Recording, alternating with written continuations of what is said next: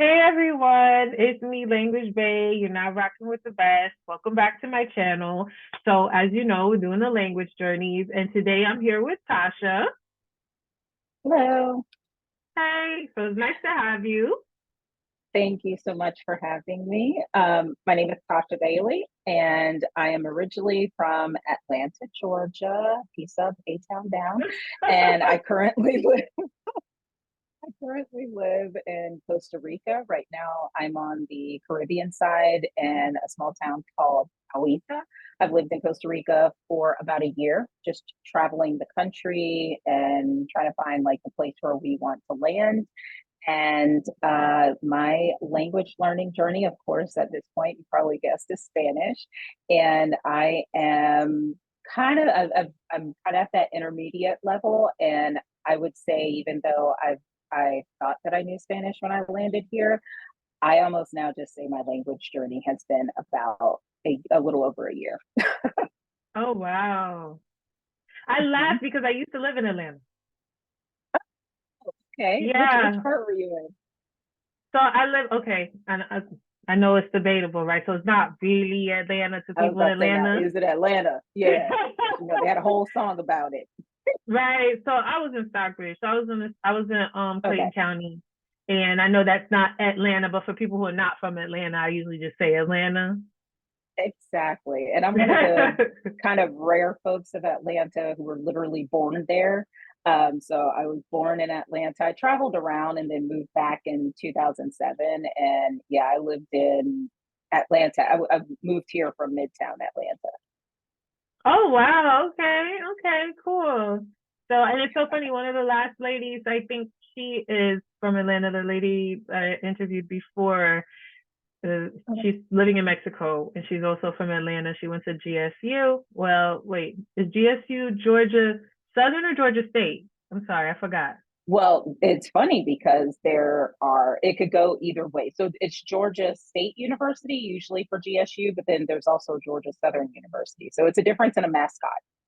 Okay, I think she said Georgia State. I think she did say Georgia State, but I also did interview someone who went to Georgia Southern. So, Oh, wow. um, Okay. yeah, I really, this is why I do this. I really love to see so many Black women just living abroad, Yeah. learning a language, even if they're not living abroad, Absolutely. just learning another language. So that's really cool. So, just really quick, while we're on the subject of Atlanta, how different is it where you are in Costa Rica to Atlanta? Like, how much of a shock was that for you? It was a shock instantly. It's funny because this started off as a 3-month journey. My partner and we were just going to move around. We already had it set. We were living in Mhm. Airbnbs in 3 different areas of Costa Rica.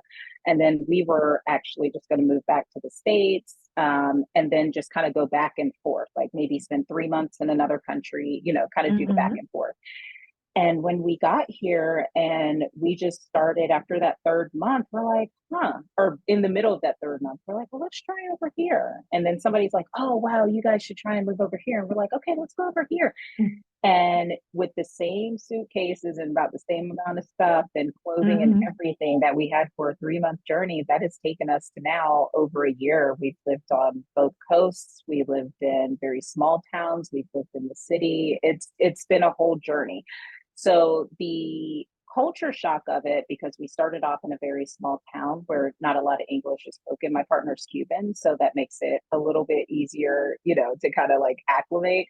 But just the stairs. So just being a minority in what would, being a minority within what, in the States, they would be minorities as well, but it's a very homogenous country. So just being a minority there and looking very different. That's definitely a difference. And then the pace is much slower. The pace is much slower. And now that I'm on the Caribbean side, there are more people that look like me, but it is still it's even slower here than it has been in other parts of the country. So that's been a Mhm. culture shock.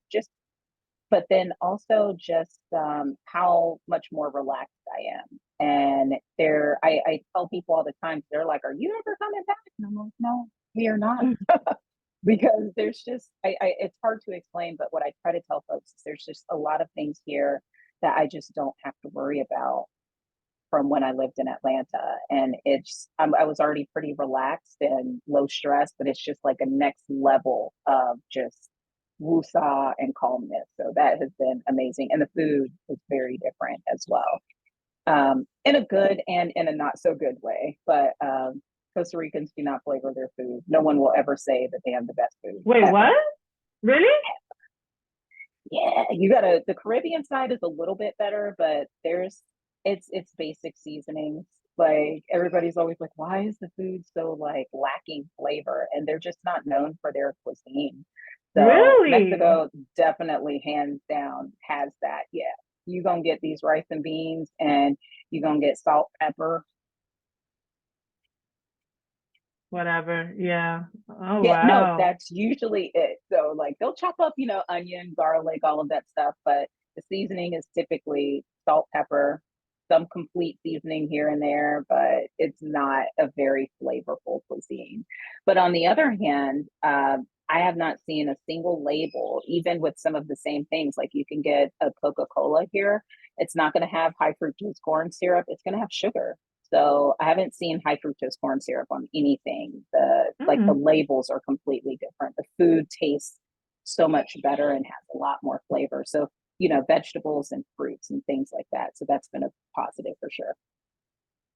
Yeah, because I was gonna say there are some people that I've been around that for them, the seasoning is the onion, the garlic, the parsley, the cilantro, the things Mm-hmm. that is grown that they can cut up. Yeah, The exactly. salt, the dried paprika, the dried, like that's not really what they use. They use the Mm-mm. fresh herbs that they cut up and the fresh vegetables, and for them that is the seasoning.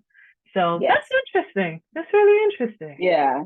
So coming from Atlanta, the Mm-hmm. land of all different types of cuisines and flavorings and like, Mm-hmm. heavily seasoned, it's a difference. But the cool thing is, depending on where you are, like they actually do have some specialty seasoning stores. So I just buy my own and make it happen. Okay. Yeah. Um, so now I want to bring it back to you. I think that's really, really interesting. I think everybody has, when they move abroad, they always have that initial like, whoa, where am I? What are they doing? Yes. So it's really nice to hear that about Costa Rica. So now I want to know a little bit more about you. So what is it that, okay, so first let's start off with your level of education. Where So did you go?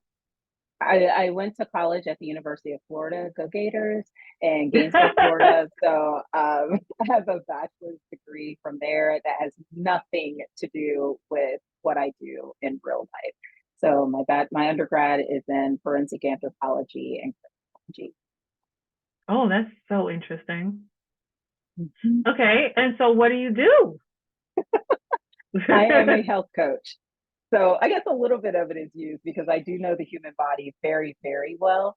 Mm-hmm. But yes, I'm a health coach more specifically on the nutrition side. So Mm-hmm. I like to call it, I'm a life transformation coach through fitness and Okay, nutrition and mindset. Mhm. so just asking, in case anybody out there wants to contact you for that.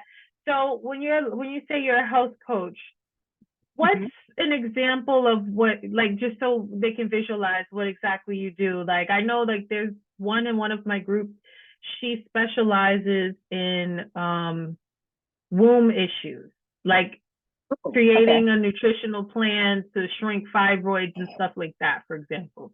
So do you have something that is like your target? Yes.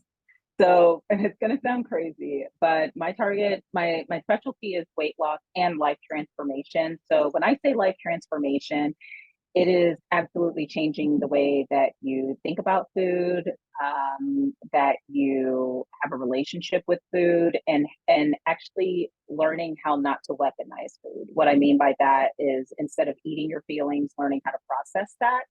So Mm-hmm. I teach women, I work with women who are typically 35 and older, who they're kind of like on their last, they're like, I'm about to either get this shot They get Yeah. this surgery. They typically want to lose anywhere between 60 pounds or more, and they don't really care for exercise, and they don't want to diet. They want to be able to eat things and not really work out that much. And I actually make that possible for them just by changing their relationship with food. So I say that I teach women over 35, I coach them how to be healthier, happier, and hotter without giving up their favorite foods or spending a whole bunch of time in the gym.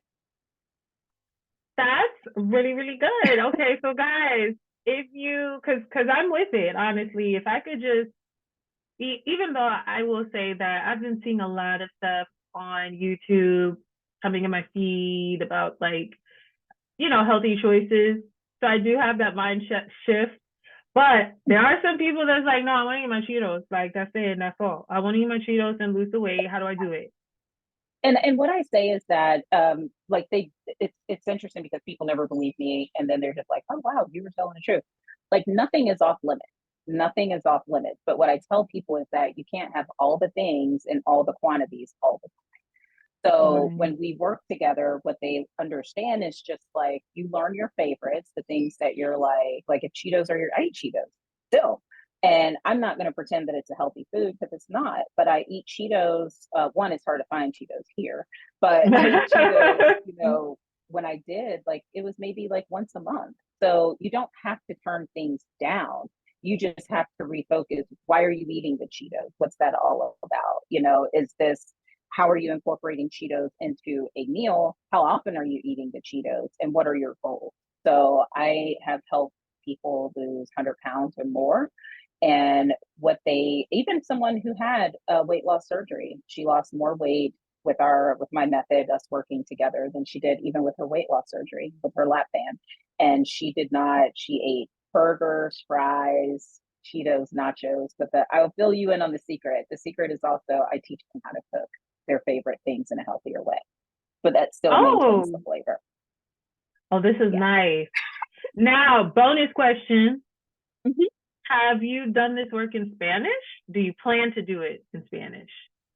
I would love to. I am working on that. I started off as a personal trainer. I've been doing this work this is going to be my 19th year. So I've been doing this a Mm-hmm. really, really long time. So we're moving a little bit closer in, like another location in the next month. And I'm going to go to a gym that has classes. And at this gym, I don't think there are any foreigners or extranjeros, as they call them.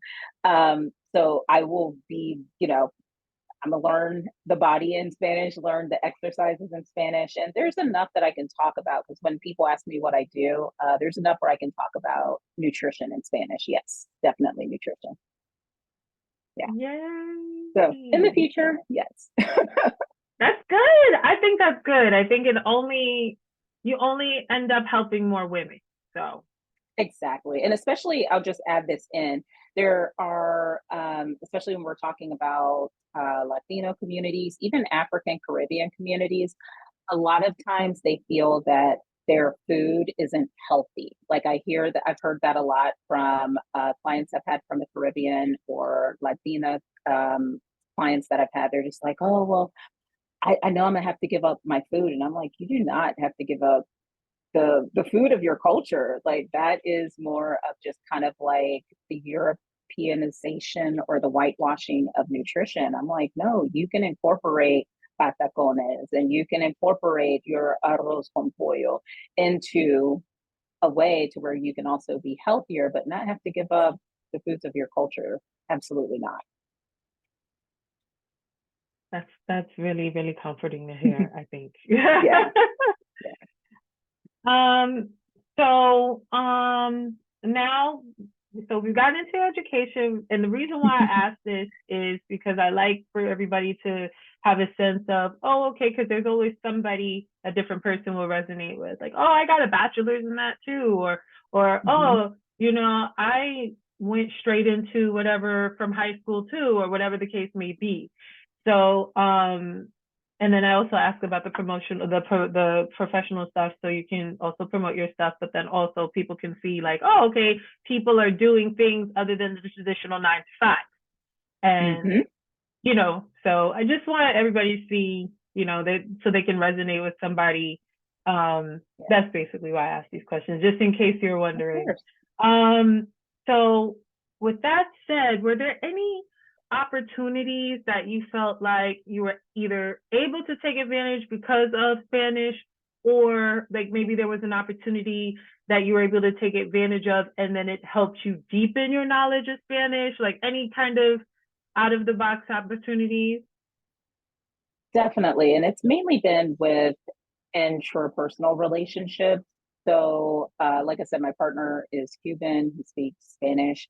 And we lived in again, we Airbnb hopped for the first little bit of time. And we wanted to try and stay away from more touristy areas.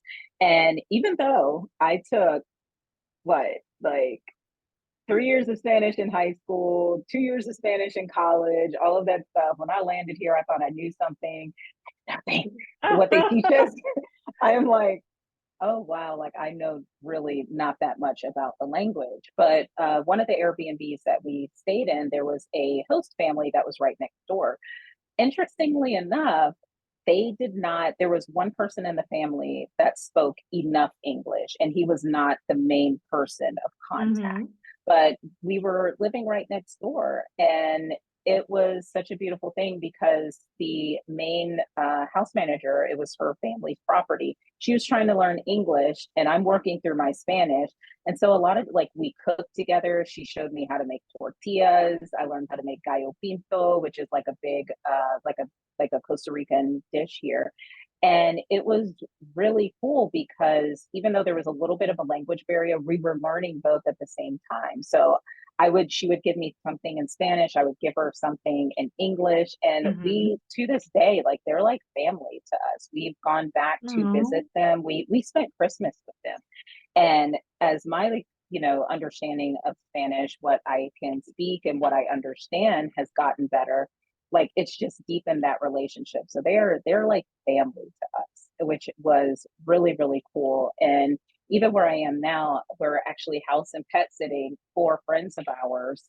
They're not Spanish speaking, but they're out of the country right now. So we're just kind of hanging out with them. But a lot of the folks that they have to help them with their property do speak Spanish. So one of the dogs had a incident with a porcupine here, Oh right? no. And yes, and I had to run and get help from the groundskeeper and, speak Spanish to him and to try and get help and understand what to do and, go into the veterinarian. So that has been, just like those interpersonal skills, that's been a big deal. And I think that's also helped us with gringo pricing.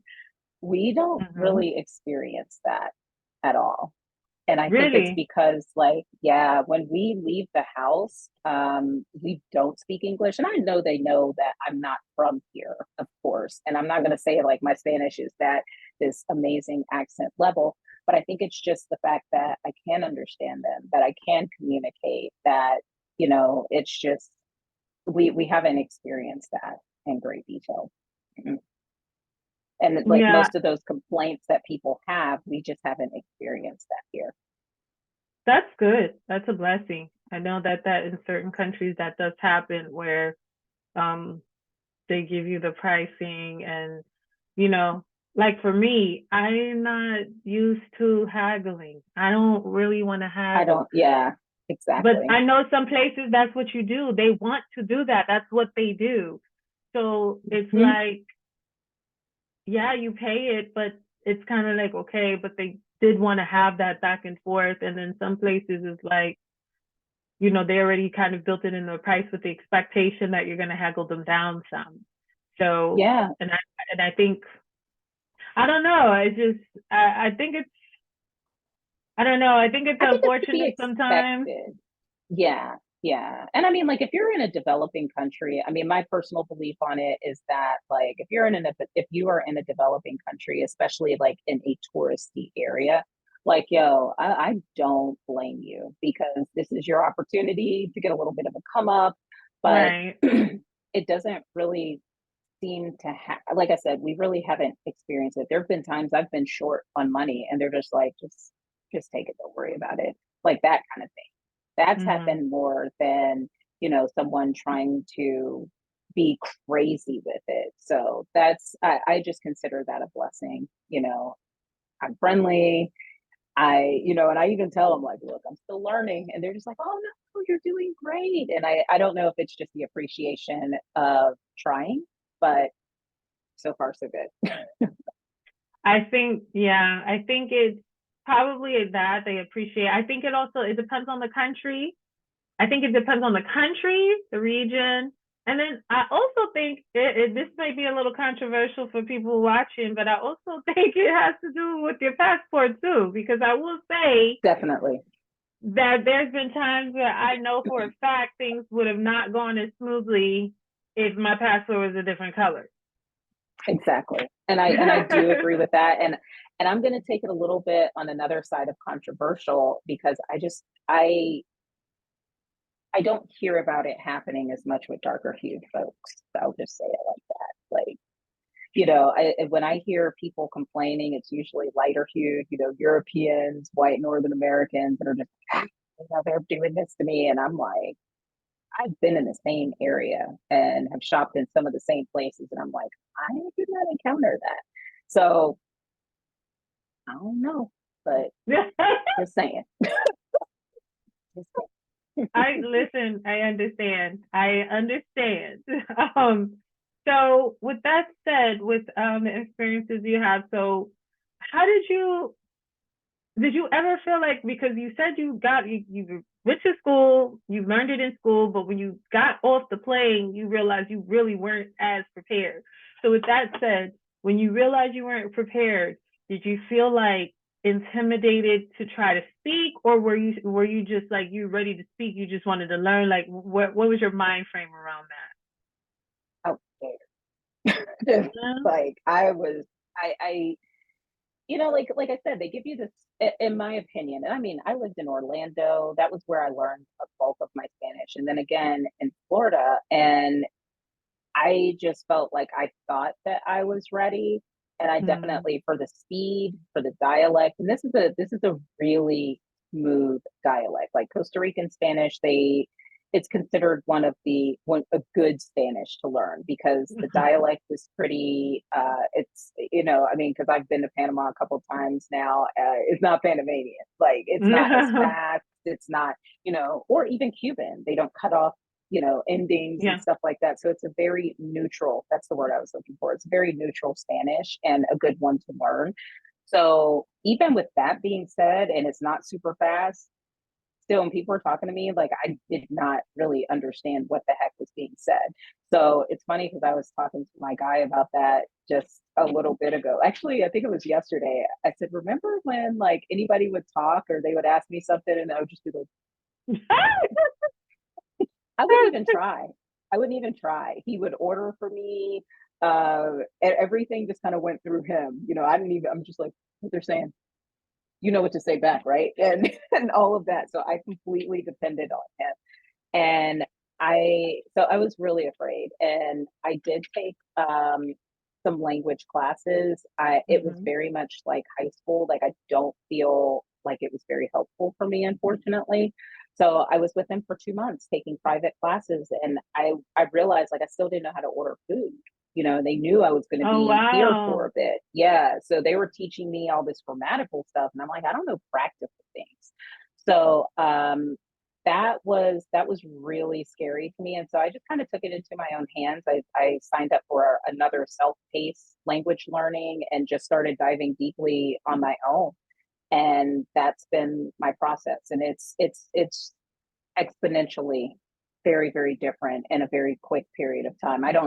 I can go places without him. He's left to go back to the States because he needed to handle something. And I've been here for a month on my own in an area where not that much English is spoken. And that was good. So I was like, yeah, look at me now. You gotta celebrate. Yes, Those are the exactly. wins. Exactly. Mm, huge wins. Yes. Oh my goodness. Yeah, I think that's really cool when you I think it's really cool, honestly and truly. I'm one of those people that are like, I advocate, like, don't get me wrong, language coaching is great, language schools are great, However, I do advocate, if you can learn on your own, because it's like, you know what you need, you know what you're responding to Exactly. positively, you Exactly. know what's working, what's not working, you know what your needs are. Like, for instance, if you know, hey, I don't have a problem speaking, but I am struggling to understand, like to comprehend, that that's what you need to focus on. Or like in your Exactly. instance, you said, I don't need this grammar stuff. I need stuff I can use every day. How much is this? How do I order food? How do I tell them it's to go? Yeah.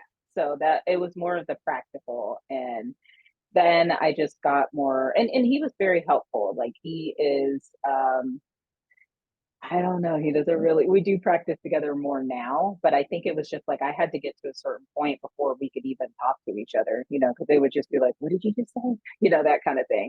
So Mm-hmm. we can definitely do that more now. And then I had to get over my fear of making mistakes. My personality is one where I want it to be right, you know? And I had to really leave that. I had to stop asking questions like, well, why is it like this in Spanish and it's not like this in English? And he's like, my guy would always say, because this is Spanish, it's not English. And I didn't really understand that concept until one day I was just like, yeah. And then with the fear of speaking, I really got over that because even just here, a couple people want to practice their English if they know a little bit. And I'm like, they're they are not afraid. They're okay with making errors. They want to be corrected. And I'm like, that's going to have to be my way of learning too. So, Right. and there's such good correctors. Like I'll say something maybe in the wrong tense. And so like I'll say something and they're like, oh, blah, blah, blah. They'll correct me. And then we'll just keep moving on with the conversation. I'm like, ooh, thank you. So it's definitely enhanced it's made me a lot less fearful to speak. And so now I'm like, any opportunity I can have, like, let's Yeah. go, let's do it. Yeah. Yeah. I had a quick question, because you said you got to be right. Give me three guesses. Are you a Virgo? I am not. Okay. Let me get some more guesses. That was a good guess though for that. For I understand that. I understand that. I understand that I'm a guess. Virgo. Yes. That's why. Okay. All right.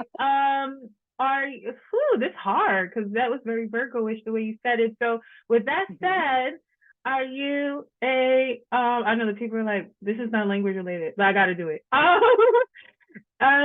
Is this are you this is a hard one.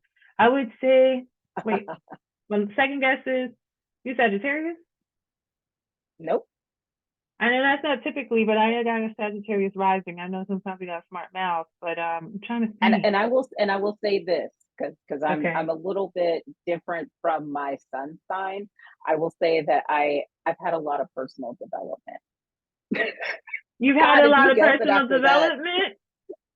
You had a it lot of just made personal me just development. Oh, because that could go yeah, either which way. is I'm thinking two signs right now. Okay, I'm gonna go with, if you say you had a lot of personal development, it's two signs I'm thinking of. Scorpio? no. Ooh, okay. Funny enough, both of my parents are Scorpios. Both of my My parents mom are and my Scorpio. dad. Yep, Oh my mom and my wow. Oh, dad. Yeah. oh, so hilarious. Okay. Okay. Yes. Okay, Both my second parents are one, Scorpios, but no. Cancer. No. Ooh, You okay. Gemini That then. no, which that was what I thought you were gonna guess. I'm an Aries. Aries. Okay, I can see that. I can see that. All right. Yeah. So Aries, and then I have Leo as my. So let's see, Aries Sun, Leo Moon, Pisces rising, and I always say the Pisces is what makes me a tolerable being. Those Oh other two are goodness. crazy. I'm a But Pisces yes. moon and Sagittarius rising and a Leo Mars. Um, Okay. Yeah. yeah, So isn't that that's why I say bad? personal development has because people are like, you don't act like an Aries, and I'm like, I'm healing. I, I'm a better version. Yes, That definitely new and improved 2.0. But funny thing is, just to kind of tie it to the language, the funny thing is the words that they use in the different languages, because like for instance, we say Pisces, but in Mhm. German and in Hebrew, they say fish. They just call it a fish. I mean, I know Pisces is the last is that Yeah, root word yeah. for, and then also sometimes in the time frame's different. So like for instance, you could be like a Virgo in the US and then like in Germany, depending on the day, you could be a Leo. So it's funny Understood. how things Okay. when you have the conversation with people, you always have to check. Yeah, I have to figure out astrological stuff in Spanish because I haven't even scratched over on that side yet. That'll be Really? a fun conversation. Yeah, that'll be a fun conversation. I guess I just never even thought about it. I'm like, okay, let me learn this. But that's a good one. That's a good conversation starter.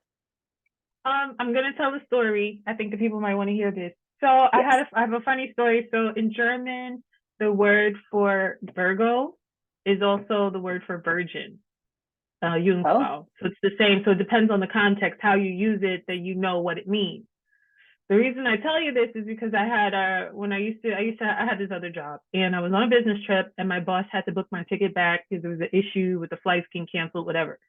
So you know, with when they book your flight, they have to ask your secure flight information, your passport, your DOB, hmm. all that good stuff. So he asked me my date of birth. I told him, and he was like, and he's one of those people. He's German, so he's one of those people that he always says the word that's like the synonym, so it's like not quite right, but it's you know what I mean. And Yeah. so he's like, "Oh, you're a virgin," and I'm like, because I'm like, do I explain this to my boss? And I just gave him the deer in headlights look, and he was just like, did I use the wrong word? And I'm like, and he's like, so what's the right word? And I'm looking like, and then he was like, oh no, the right word's Virgo. And I'm like, yes. And he's like, so Oh, what's a virgin? And I'm like, because I don't want to explain that either. And then he's like, yeah. oh, I'm sorry. I didn't mean to call you a virgin. I mean, maybe you are a virgin. It's a Well, I'm glad he had to dig himself out of that instead of you explaining it and then like it becoming a whole thing. It's just like, I'm just gonna let you figure it out, sir. Like, right. And it's so fight funny yourself because out of this tale. I could clearly see that happening because they simplify the words. And I could clearly see that happen because you see how they call it a virgin and then they call it, and then Yes. also with cancer, the word for cancer in German is crabs. And you know, crabs is Hmm. also STD. So Yeah. yeah, you can say someone has crabs, it's whatever, and it gets all messed up. Anyway. I mean, it's like that. There's a couple words in Spanish that I really had to pay attention to.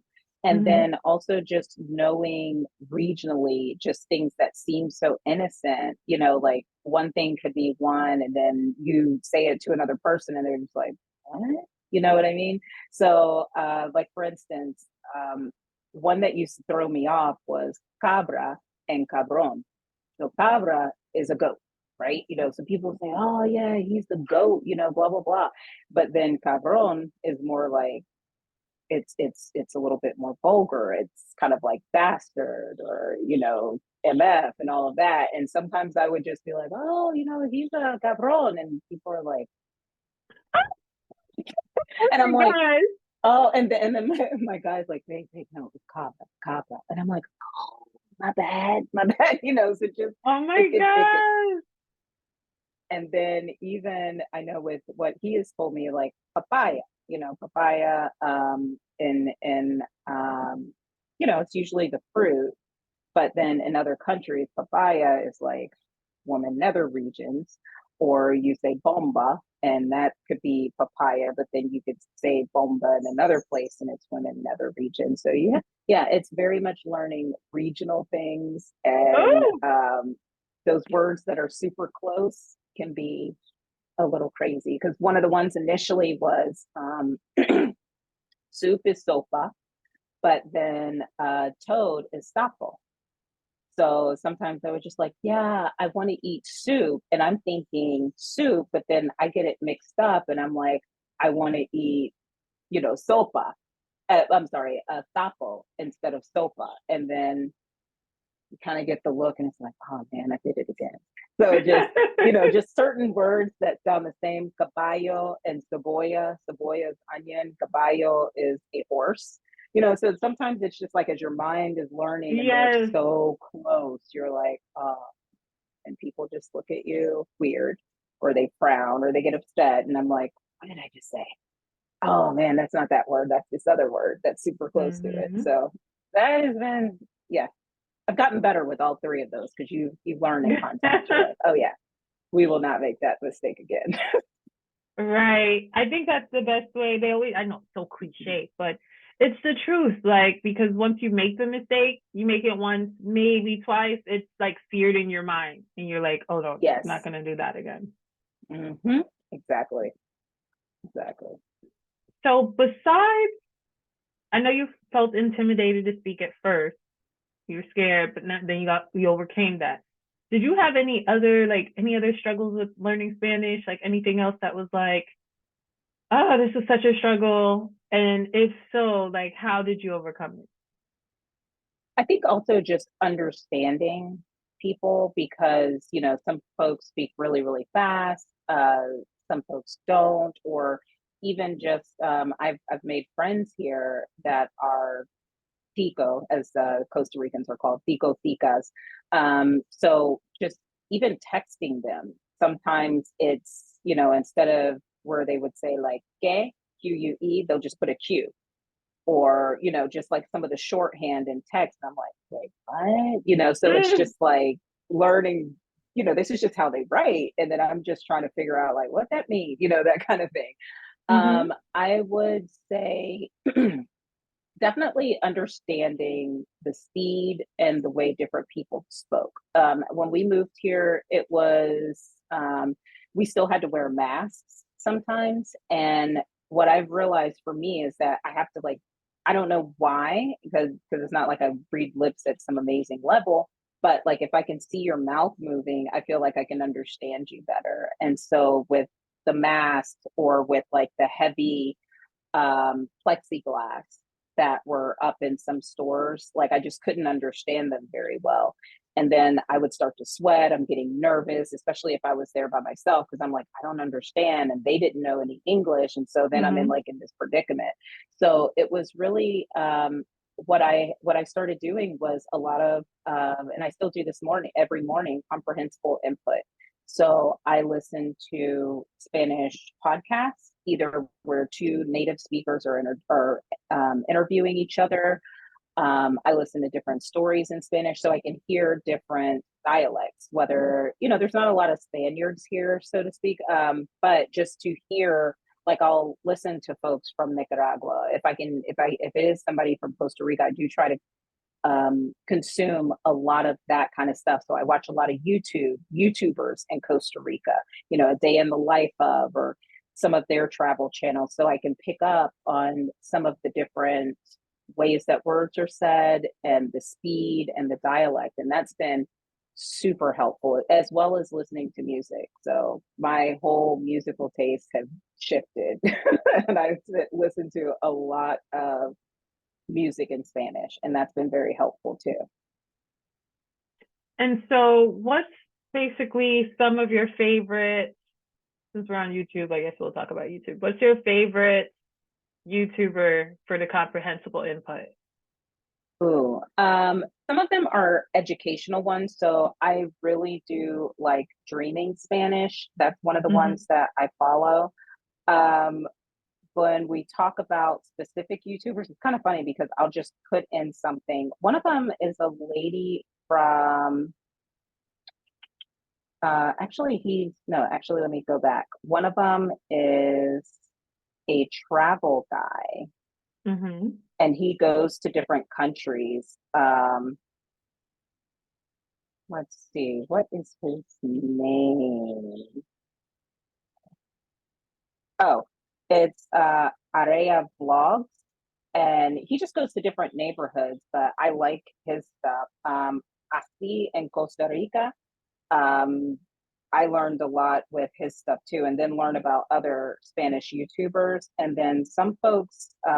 A couple that I follow, and they were in Costa Rica for a while. Was Mateo and Lisana, she I think is from a Slavic country. He is from maybe Argentina. He's Spanish speaking, but they spent a good amount of Mhm. time in Costa Rica, so it was kind of cool, kind of hearing them talk. But yeah, I follow a couple of different people, whether they are Costa Rican or not. Oh, Luisto. They're, I just kind of run the gamut. I'm like, who's out there in Costa Rica? And let me find a day in the life of just to hear men speak, women speak, Mhm. even folks that are out in the countryside, listening to them speak versus folks that are in the city, because it is a very different dialect there too. So that's, and then even the Caribbean side, it's a different, it's kind of like this mix of like patois, Spanish, and like a Caribbean Spanish more so, which is very different as well. So just really just trying to watch different people so that I can understand a lot more. And that's been really helpful. I don't even watch TV. I just watch. You just watch it. Yeah, me too. I mostly watch YouTube too. I just Mm-hmm. it's hard. I'm trying to work on the comprehensible input with Spanish as well. I have been watching though. I haven't been able to like diversify my portfolio like that with different dialects yet. I'm just trying to understand, and You know, it's hard. it is. And I think there's this gap. Like I'll have moments where I feel like it's just rapidly coming and I'm like, oh my gosh, look at me, I got it. And then it'll be a situation where I'm like, I'm just blankly staring at someone and I'm like, I don't got it. Right. Yeah. Thing. And it can be really frustrating. I'm really grateful because my partner is really good about just being like, it's been a year since you've been here. He's like, you've come a long way in a year. He's Mhm. like, you don't learn anything to a great level in a short period of time. It's like you're learning a completely different language. So I think there's so much where people, it gets pushed that you should know it in 3 months. Oh, you'll be fluent in 3 months. Even before I left, people are like, oh, by the time you get back, you'll be fluent.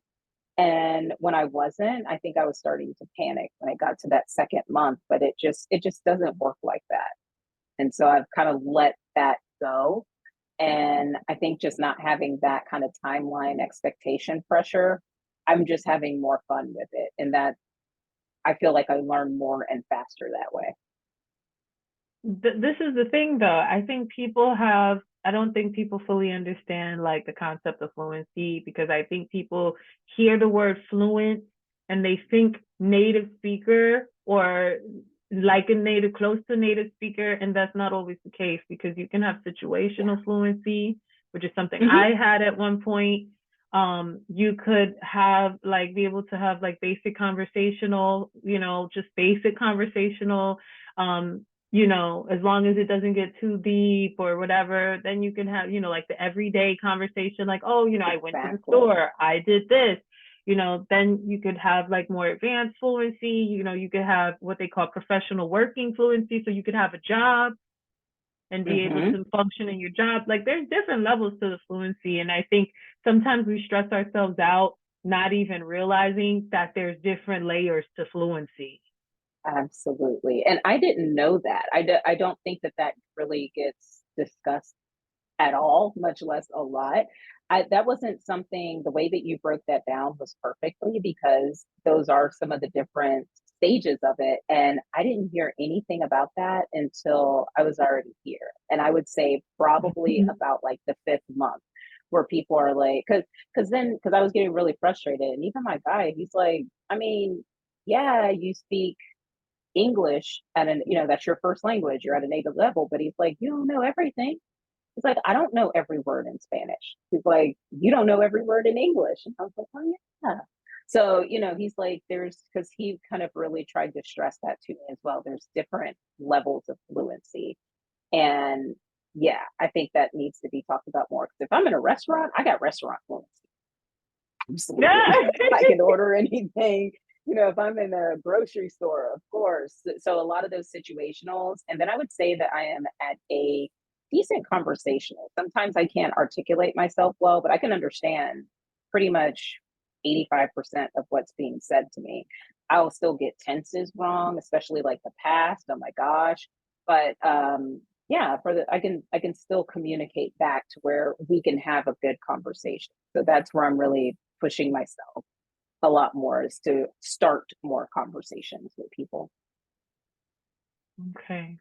Well, I think that is the key. I was reading something, I forgot what study it was. It said something like 1 hour of speaking practice is equivalent to 10 study hours in that target language. Ooh, I can believe that because I just remember when we went to go visit our friends, like family that I was telling you about during Christmas, and that Mm-hmm. was, we were there overnight, and to either listen to or speak Spanish for that amount of time, it Mm-hmm. was like afterward, my brain was just like, it was just Yeah. like mush, because it was, but it was really good at the same time, because, I might be a little nervous in the beginning, but then it's really interesting. I'm not a drinker, but people always say like, oh, you drink, your Spanish gonna be good, good. Like it's gonna be great because you're relaxed.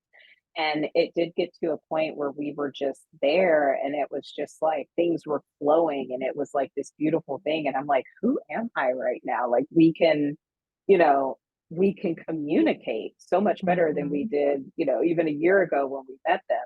But yeah, it's just, we just, I think it's relaxation and just letting go, letting go of some of those preconceived notions of pushing yourself to try and be fluent in 90 days. Yeah, It's not it possible. helps. I mean, I'm It's not saying not it's not possible. possible, but I think that there are other factors. Like, have you touched the language before?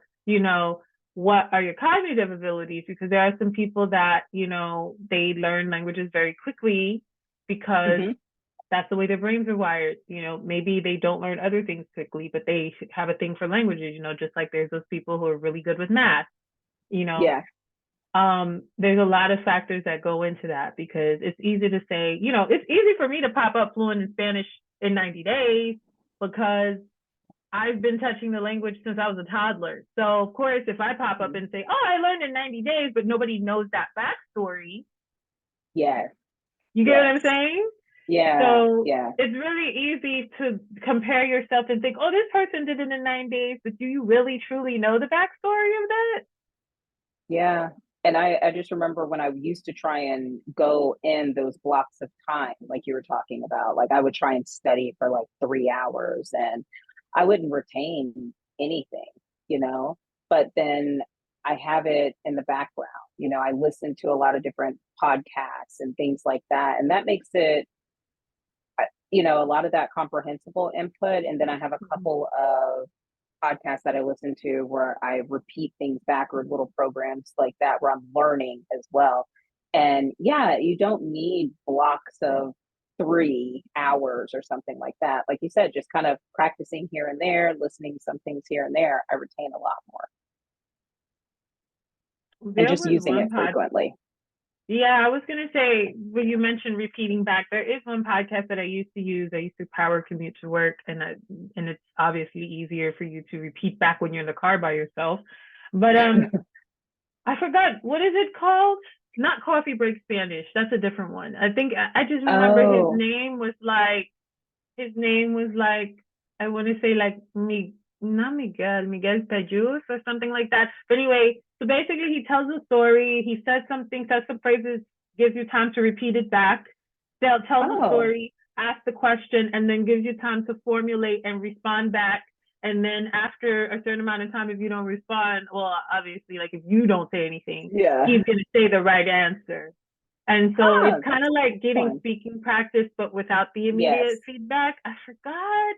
It's on my Because one that podcast. I just can't think of it. I would love to know that one if I haven't used that one already. Because one that I've really started diving into, and I just kind of listen when I'm making breakfast, is language transfer. And that's one that they have in multiple languages. And Mm-hmm. it's kind of like this long conversation that a guy who's a native speaker is having with the lady that's learning. And so you're hearing her make errors, and he's correcting her errors and just how Mm. she's, her thought process on it. And so that's been like, I had a hard time when I first listened to it to follow along. So I'm like, this is whack. But now, like, I'm going back to it and I'm like, okay, this is actually really helpful. So that I know they have that in Spanish. Mm-hmm. They have it in a lot of other languages as well. So that's a really good one. Duolingo. I mean, I have so much stuff from a Right. podcast perspective because I listen to it while I clean, while I'm cooking, while I'm just kind of like just moving about, and it's amazing. Like because before I would never, I would have to like sit and concentrate to listen to the podcast, and now I can do other things to still understand what's going on. So that's kind of cool. I think I'm a very huge fan of consolidating tasks. So I'll do the same thing. Like I'll be folding up laundry, listening to a podcast, watching a video on YouTube, whatever, cleaning, have it playing in the background. You know, I'm very big on consolidating tasks to get the job done. I just found it. It's Oscar, not I don't know. I think Miguel is the Oscar. one that makes Spanish for your job. He's another podcast. Oh, I think his name is Miguel. And I'll put all the links we're talking about, put it okay, in the good. bar below for everybody. But Oscar Payus, Unlimited Spanish is what Oh, it's called. That's the one. I don't limited know if Spanish. he changed it, but I know when I first was listening to it, he would say a sentence, you repeat it back. He is from Spain, from if I remember correctly. Okay, so I'll be. So I think So I'll so. have the I think so. yes. Um, Oh yes, okay. I know who you're talking about. I have him Yes, on my list as well. Yes, yes, yeah. yes. Okay, cool.